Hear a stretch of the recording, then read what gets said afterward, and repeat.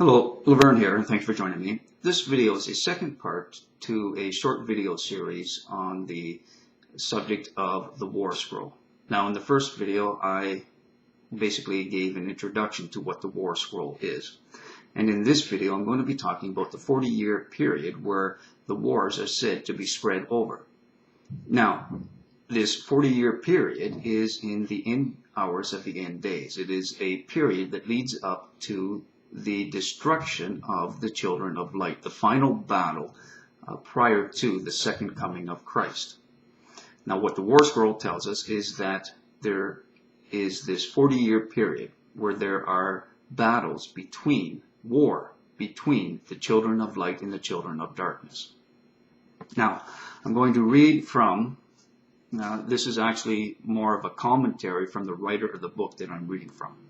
And what he tells us is, although this war is said to extend over 40 years, the writer of the scroll was particularly concerned with the details of the very final day of battle. After 6 bloody engagements during this last battle, the sons of light and the sons of darkness are deadlocked in a 3-3 tie. In the 7th and final confrontation, the great hand of God shall overcome Belial and all the angels of his dominion, and all the men of his forces shall be destroyed forever. Now, I'm going to read here, this is directly from the War Scroll. In 3 lots the sons of light shall stand firm so as to strike a blow at wickedness.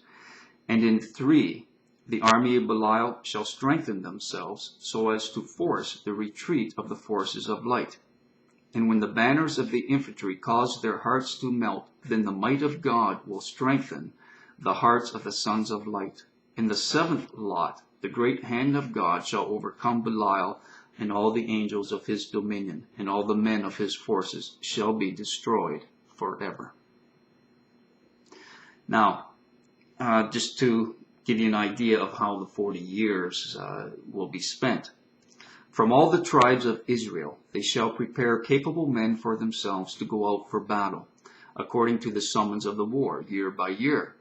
But during the years of remission they shall not ready men to go out for battle, for it is a Sabbath of rest for Israel. During the 35 years of service the war shall be waged. For 6 years the whole congregation shall wage it together, and a war of divisions shall be waged during the 29 remaining years.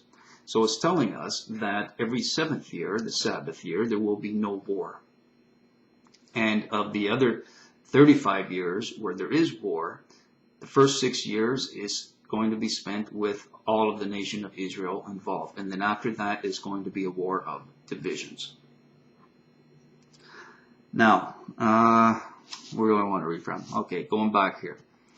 The sons of Levi, the sons of Judah, and the sons of Benjamin, those exiled to the wilderness, shall fight against them. And then there's a little bit missing from the manuscript. Against all their troops, when the exiles of the sons of light return from the wilderness of the peoples to camp in the wilderness of Jerusalem. Then after the battle they shall go up from that place, and the king of the Kittim. Now Kittim is referring to the children of darkness. It is basically a term used to describe the the arch enemy, the arch evil empire. That's what Kittim is referring to here.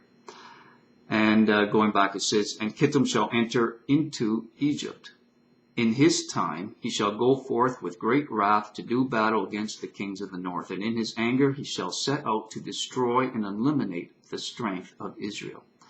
Now, on this point, I disagree with the writer of this book. For this particular scholar assumes that because it talks about the king of Kittim entering Egypt, that he is being welcomed and that Egypt is on the side of the children of darkness. But I disagree with this. Just because the king of Kittim, of the empire of the children of darkness, enters Egypt does not mean that he is welcomed into it. And I'll be explaining more of this in an upcoming video where I explain that Egypt is actually on the side of Israel. So what's happening here is that it is actually Egypt being invaded by the children of darkness, so that he is one step closer to invading Israel. Now, going back to another important part here, and that is speaking about these three tribes of Israel. It talks about the sons of Levi, the sons of Judah, and the sons of Benjamin, those exiled to the wilderness. Now, what it's talking about here is people who are covenant breakers, and the War Scroll describes it as such later on, that covenant breakers are Israelites who side with the children of darkness. And what it's telling us here is that there are sons of Judah, sons of Levi, and sons of Benjamin who side with the children of darkness, who side with the king of Kittim. Now, what we need to understand from this is what the different tribes represent. For the tribe of Judah is where King David and Jesus came from. It is the line of royalty. Line of royalty meaning government. The tribe of Levi represents the religious leaders. So what we are seeing here is that there are going to be some in government, in governmental power, in leadership positions, who are going to be traitors. They are going to be covenant breakers and side with the children of darkness. And the same is true of the priesthood, that there are going to be some in the religious sect who are going to side with the children of darkness. And the same from the tribe of Benjamin. So we see here in this prophecy that there are going to be some from the nation of Israel who are going to be covenant breakers, and they are going to side with the children of darkness. They are going to side with the beast. Now, actually, I'd also like to mention here, while it mentions these three tribes and the sons of these coming from these tribes, Revelation also talks about, in Revelation 16, it describes three frogs. And these three frogs are evil spirits that come from the mouth of the dragon, the beast, and the prophet. Again, representing government and representing the priesthood. And we see here three representatives of these tribes of Israel who are traitors. And they are, in effect, under the influence of the dragon, the beast, and the prophet.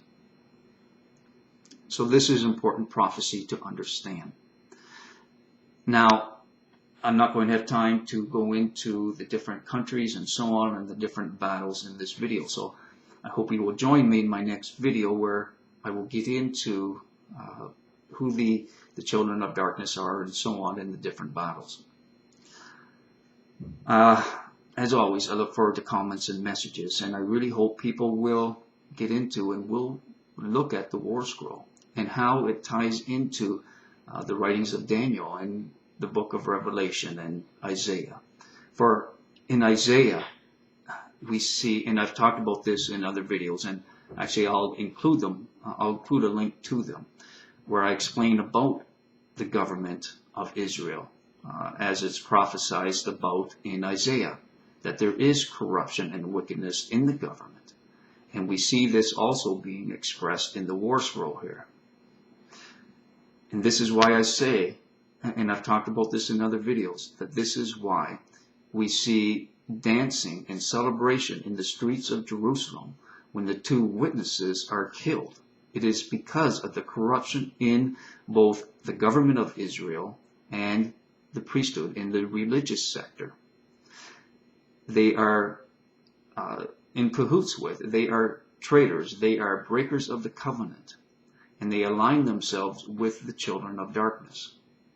And so when the two witnesses are killed, there is this celebration in the streets. But then we come into the final battle, the seventh and final battle, where the children of light battle the children of darkness and the covenant breakers. And the children of light come out on top. Okay, as always, I look forward to comments and messages. Until next time, peace and blessings.